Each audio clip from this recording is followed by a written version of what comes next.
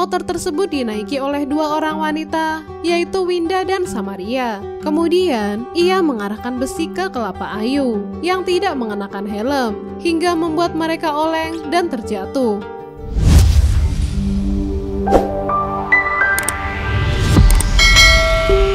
Mei 2020, warga Jalan Baru Lingkungan 4, Kelurahan Sihaporas Nauli, Kecamatan Pandan, Tapanuli Tengah, dihebohkan oleh penemuan kerangka manusia. Salah satu warga langsung melaporkan penemuan tersebut kepada pihak yang berwajib. Polisi yang datang langsung menggali informasi tentang penemuan tersebut, dan dari hasil investigasi polisi, kerangka tersebut merupakan kerangka dari Ayu Lestari yang dikabarkan menghilang sejak April 2020.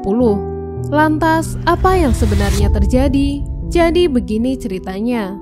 Ayu Lestari, wanita berusia 26 tahun, merupakan anak pertama dari 4 bersaudara. Ayah Ayu merupakan anggota TNI. Ayu beserta keluarganya bertempat tinggal di Kota Bandung, Jawa Barat. Pada tahun 2011, Ayu berpacaran dengan Martin Priyadinata Chandra yang merupakan anggota TNI berpangkat Praka asal Sumatera Barat.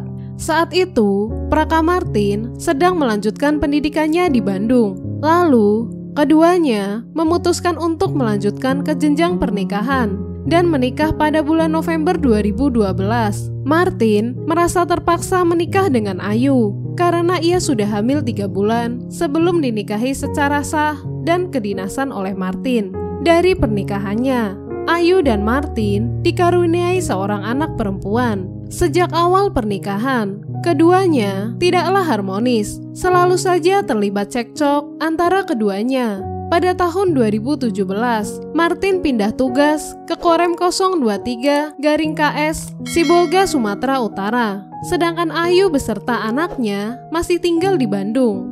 Pada tahun 2018, Praka Martin mulai mencari kenalan-kenalan wanita di Sibolga melalui media sosial. Akhirnya, ia berkenalan dengan Samaria Magdalena Simatupang, wanita berusia 30 tahun. Setelah berkenalan dengan Samaria, Martin dikenalkan dengan sahabatnya Samaria, yaitu Winda Novia Simanjuntak, wanita berusia 28 tahun. Hubungan mereka semakin dekat, merasa cocok dengan Winda. Akhirnya, Martin mulai main belakang dengan Winda.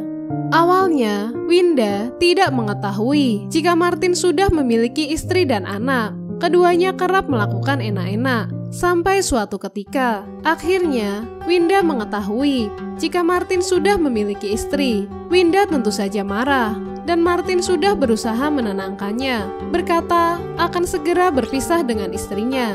Entah siapa yang memberitahu Ayu yang mendengar kabar bahwa suaminya telah main belakang, kemudian menyusulnya ke Sumatera, memberitahu kepada komandannya dan mengajukan perpisahan. Namun, komandannya berusaha mendamaikan keduanya. Hal tersebut yang membuat Martin semakin geram dengan Ayu, yang selalu melaporkan tindakannya kepada komandannya, hingga timbul niat Martin untuk menghilangkan Ayu dari dunia. Pada awalnya, Martin meminta Winda untuk mencari orang untuk menghilangkan nyawa istrinya. Namun, ketika sudah menemukan orangnya, Martin tidak memiliki cukup uang untuk membayar jasanya. Martin menyuruh Winda untuk meminjam uang kepada sahabatnya yaitu Samaria. Namun, Samaria juga tidak memiliki banyak uang. Setelah berdiskusi, akhirnya mereka bertiga sepakat akan melakukan aksinya sendiri. Martin mulai menyusun skenario, seolah-olah mereka dibegal. Martin membagi tugas antara Winda dan Samaria. Pada 9 April 2020, Martin membeli besi sepanjang 50 cm. Setelah membeli besi, Martin menuju ke rumah temannya dan memanggil Samaria dan Winda sembari berkata, "Nanti kalau sudah tiba waktunya, kamu ambil besi ini dan arahkan kepada Ayu." Sekitar jam 7 malam, ketiganya bertemu untuk survei lokasi yang akan dijadikan tempat untuk melakukan aksinya. Mereka sepakat melakukan aksinya di Jalan Terminal Baru. Winda juga sudah memberikan uang sebesar 2,5 juta kepada Samaria. Entah uang itu untuk apa, tidak ada sumber yang menyebutkannya. Pada jam 9.30 malam, Martin mengajak Ayu untuk jalan-jalan. Ayu pun mengiyakan ajakan Martin. Saat itu anaknya sedang tertidur, lalu Ayu memberi kabar kepada tetangganya bahwa ia akan keluar sebentar dan menitipkan anaknya yang sedang tidur di rumah. Kemudian mereka pergi jalan-jalan. Pada saat melewati jalan yang sepi, tepatnya di jalan terminal baru, tiba-tiba muncul motor yang membuntuti dari belakang. Motor tersebut dinaiki oleh dua orang wanita, yaitu Winda dan Samaria. Kemudian, ia mengarahkan besi ke kelapa Ayu yang tidak mengenakan helm, hingga membuat mereka oleng dan terjatuh. Martin segera bangun. Bukannya menolong Ayu, ia malah meninju Ayu berkali-kali. Ia menarik kerudung Ayu dan menyeretnya ke semak-semak. Pada saat itu Ayu berkata, "Kenapa abang tega melakukan hal ini? Bagaimana dengan anak kita nanti?"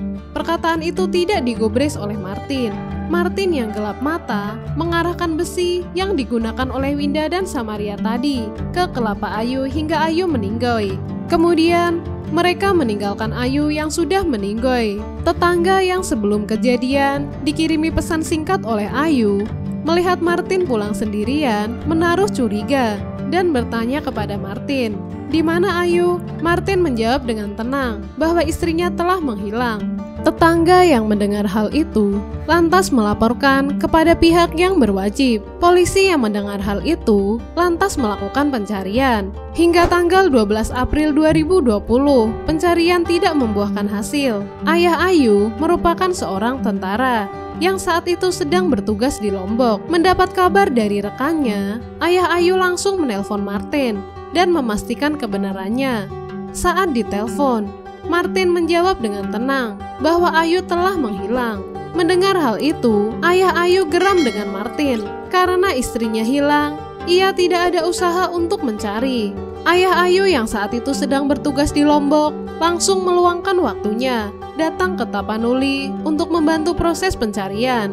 Sebulan setelah dikabarkan menghilang, tepatnya di tanggal 20 Mei 2020, ditemukan tulang manusia yang sudah berserakan dan mengering oleh warga Jalan Baru lingkungan 4 Sihaporas. Warga langsung melaporkan kepada polisi. Setelah diselidiki, tulang tersebut adalah tulang dari Ayu Lestari. Polisi langsung melakukan evakuasi terhadap tulang tersebut dan menggali beberapa informasi dan memintai keterangan dari warga sekitar dan juga Martin. Dari hasil dan informasi yang didapatkan, polisi menetapkan Martin sebagai tersangka. Karena pada saat dimintai keterangan, Martin menyampaikan pernyataan yang berubah-ubah dan terlihat seperti orang kebingungan. Pada akhirnya, Martin mengakui perbuatannya. Martin mengaku aksinya dilakukan tidak sendirian, melainkan dengan Winda kekasihnya dan Samaria, teman dari Winda. Polisi langsung membawa Winda dan Samaria menuju ke kantor. Martin mengaku tega melakukan itu lantaran sakit hati, tidak pernah dihargai oleh istrinya. Ia juga kerap cekcok selama pernikahannya. Martin juga sakit hati, kerap mendapat hukuman dari komandannya karena perbuatannya selalu dilaporkan oleh Ayu.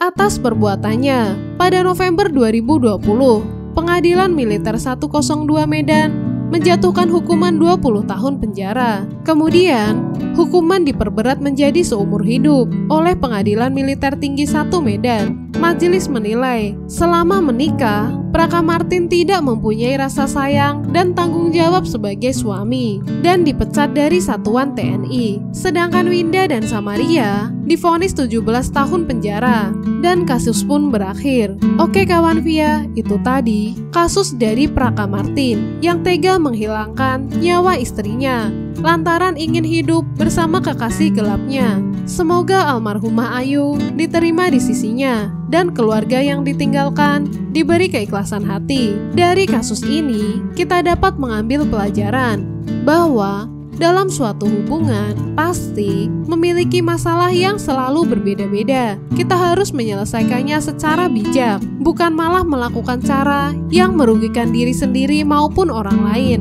Dan juga ketika kita sudah memiliki jabatan atau berada dalam suatu instansi, kita juga harus menjaga nama baik dari instansi. bukan malah mencoreng nama baik dari instansi tersebut. Untuk kalian yang memiliki pendapat dan informasi lebih lengkap, bisa banget nih komen di kolom komentar. Sekian video dari saya. Kalau kalian suka video ini, jangan lupa like, komen, dan subscribe. Terima kasih kawan-kawan yang sudah menonton sampai akhir video. Semoga harimu menyenangkan dan sampai jumpa di kasus berikutnya.